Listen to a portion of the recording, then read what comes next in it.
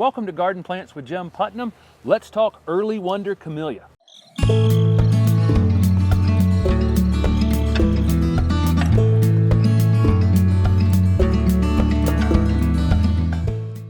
Early Wonder Camellia is a Camellia japonica. These typically bloom during the winter time. So starting right about now, I'm filming this around December 15th or so, and blooming through the early spring on warmer days. This one right here, Early Wonder, actually blooms very, very early. This variety has been blooming for me since, honestly, early October, probably before my Camellia sasanquas, which are the typical fall blooming camellias, even started. And it's kind of past bloom, at peak bloom at this point, but it still has these amazing double flowers. This one is kind of slower growing. Camellia japonicas normally are. It'll only add a few inches a year, but it'll eventually creep up to 6 to 8 feet in height and probably 4 to 5 feet in width, and even taller than that over a longer period of time. So this fall blooming Camellia japonica has nearly perfect pink double flowers, formal double flowers actually. This plant's been in the ground maybe 18 months. These are probably 3.5 inches across, something like that. As the plant matures, so will these flowers. So next year I expect to see larger flowers that are on here now, larger buds even. This one still has a few flower buds left on it, so during warmer days through the rest of winter, they'll open here and there. Not too many left, but again, it's been blooming for over 2 months, so that's amazing. Like other camellias, this one's hardy in zone 7 to 9. Sun or shade, part shade is best on Camellia japonicas. They have a little larger foliage than the Camellia sasanquas. The Camellia sasanquas can sit out in more sun, adjust to more sun.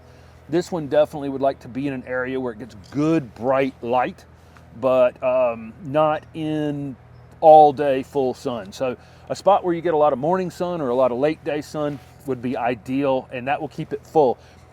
I don't want to really call it a true shade plant, because if you put this thing in the deep shade, it really gets thin and leggy and you won't have as many flowers on it. So it does need some direct sun. So where are we going to use a very large growing evergreen shrub for part shade? Pretty much anywhere. You can use this as a screening plant on the edge of your property in a part shade condition. Look great on the corner of a foundation, not in front of a window, although I've put it in front of this window on this shed, and I'm actually considering moving it this way a bit. I wish I wouldn't have centered it right here, because it will eventually block that window. But on the corner, again, corner of a foundation, screening plant, anywhere, one of a kind or in a group of many. Good container plant, probably in zone 8 or 9. In zone 7, if you had this in a container elevated above the ground, it would likely take some winter damage. So planting requirements for camellias, not really that much to think about. They prefer well-drained soil.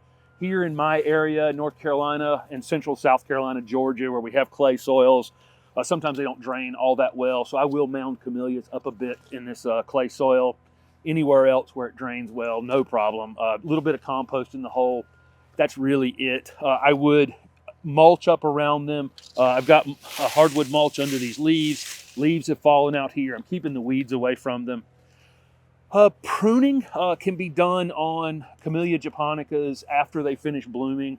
So this one will have long finished blooming by, the end of winter. So sometime around 1st of March, if I wanted to give this a haircut, I could. That's really the only time of year you want to do it, because these start forming flower buds during the summertime. So you'd be cutting off flowers.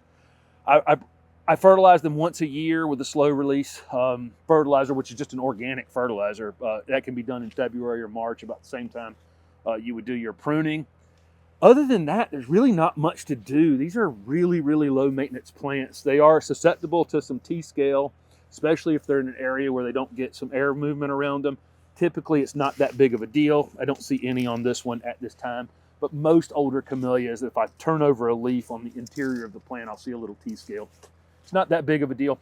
They are considered deer resistant, but again, deer don't read deer resistant list, and they will snack on the occasional camellia, such as life.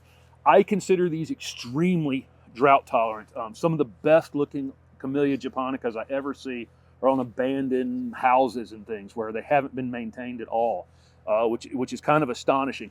That doesn't mean it needs no water when you first plant it. When you first plant it, obviously you're responsible for watering it.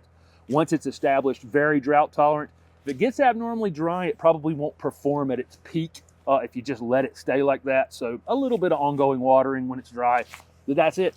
Other than that, how can you miss with this beautiful fall blooming Camellia japonica? Early Wonder.